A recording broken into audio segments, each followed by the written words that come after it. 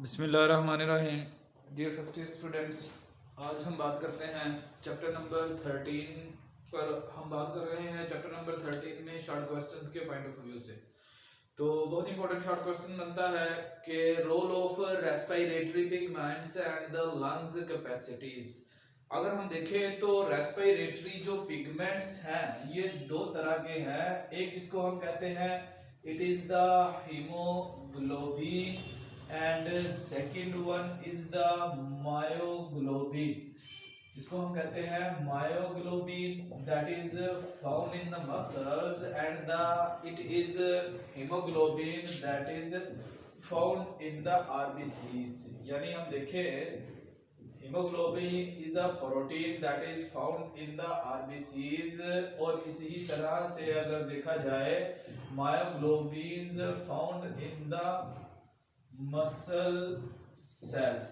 और हम देखते हैं कि हीमोग्लोबिन को देखा जाए तो इसमें 4 पॉलीपेप्टाइड चेन्स होती हैं, 4 पॉलीपेप्टाइड चेन्स।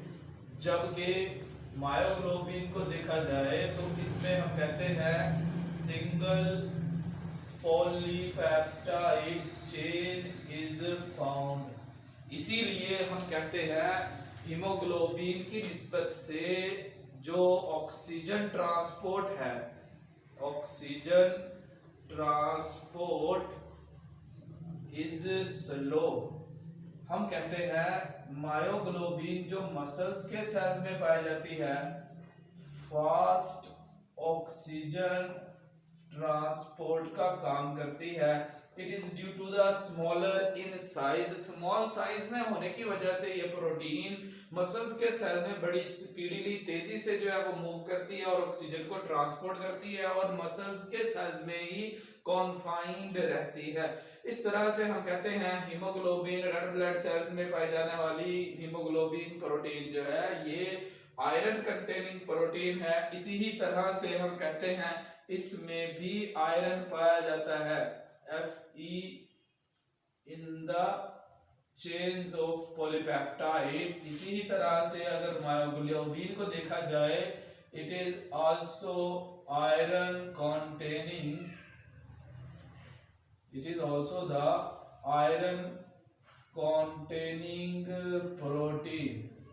और इस एतबार से हम कहते हैं it is also called the muscles haemoglobin. यानी इस बेस पर हम मायोग्लोबिन को मसल्स की हीमोग्लोबिन का नाम भी देते हैं, क्योंकि ये मसल्स के सेल्स में फास्टर वे में ऑक्सीजन की ट्रांसपोर्टेशन का काम करती है।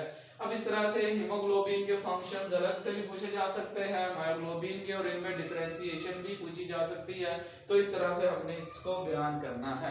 अब देखा जाए तो लंग्स कैपेसिटीज से मुराद ये है, हम कहते हैं नंबर 1 तकरीबन हमारे लंग्स में 3 litre air can be stored, can be filled when fully expanded.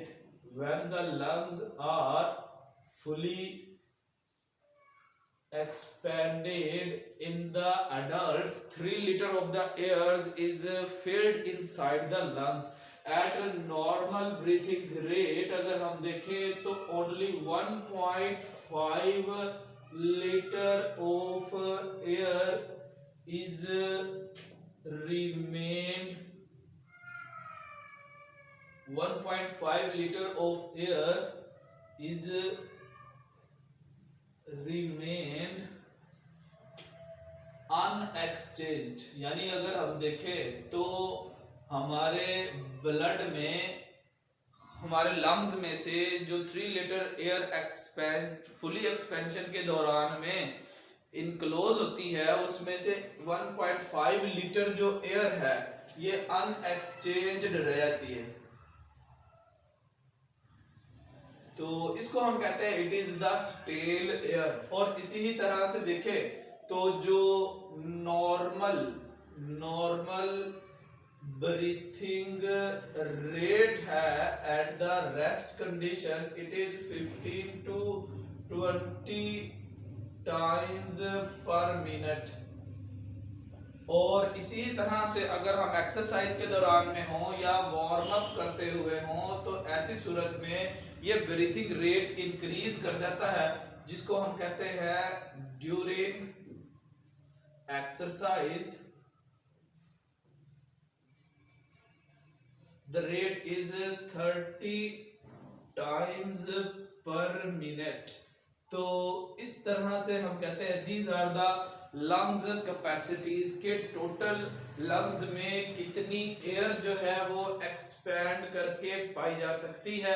और इसी ही तरह से उसमें से हम देखते हैं 1.5 लीटर, बल्कि टोटल जो एयर हमारे लंग्स में आ सकती है ये 5 लीटर है, 3 लीटर नहीं 5 लीटर इसको हम कहते हैं। और इसमें से 1.5 लीटर एयर जो है वो स्टेल एयर रहती है, जिसको हम डीप ब्रीथिंग करके अपनी बॉडी से बाहर निकाल सकते हैं। बहुत सारे वायरसेस और बैक्टीरिया इसी स्टेल एयर के अंदर जो कभी भी हमारे लंग्स से बाहर नहीं आती, क्योंकि नॉर्मल ब्रीथिंग रेट की वजह से अभी के पहली इंस्पायरेशन मुकम्मल ही नहीं होती कि दूसरा सांस जो है वो आ जाता है। इस तरह से हम कहते हैं it is the lungs capacities thing.